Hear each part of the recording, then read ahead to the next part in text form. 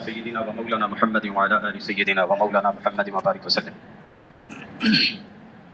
عن ابن عمر رضي الله تعالى عنه قال قال رسول الله صلى الله عليه وسلم إذا رأيتم الذين يسبون أصحابي فقولوا لعنة الله على شركم.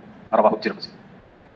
حضرت سیدنا ابن عمر رضی اللہ تعالیٰ عنہ بیان کرتے ہیں رسول اللہ صلی اللہ علیہ وسلم نے ارشاد فرمایا کہ جب تم ایسے لوگوں کو دیکھو جو میرے صحابہ کو گالیاں دے رہے تو تم کہنا تمہارے اس شر پر اللہ کی پھٹکار برسے.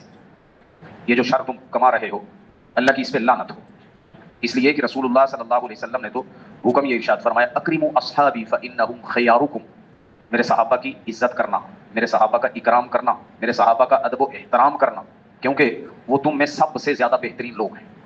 اور صرف صحابہ ہی نہیں، اللہ کے نبی صلی اللہ علیہ وسلم نے تو یہاں تک ارشاد فرمایا لا تمس النار من رآنی ورآ من رآنی.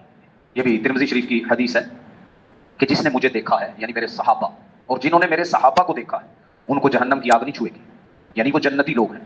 تو جو جنتی لوگوں کے بارے میں بکواس کرے، ان کو برا کہے، ان کو گالیاں دے، وہ لعنت ہی کا مستحق ہے.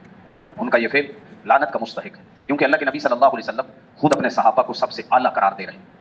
تو ایسے اعلیٰ لوگوں کو برا کہنا یا گالیاں دینا، کیونکہ وہ زمانہ بھی اعلیٰ تھا، وہ انسان بھی اعلیٰ تھے، زمانے کے اعتبار سے بھی، انسان ہونے کے اعتبار سے بھی ان جیسا بعد میں کوئی بھی نہیں. بعد کے زمانوں میں تو فتنہ ہی فتنہ ہے، فساد ہی فساد ہے، اور خصوصاً اب اتنا فتنہ و فساد اب تو ہر ایک کو نظر آتا ہے. اس فتنے کے زمانے میں وہ سب سے اعلیٰ انسانوں کو کوئی برا کہے وہ خود ہی اپنے اوپر پھٹکار کا بندوبست کر رہا ہے.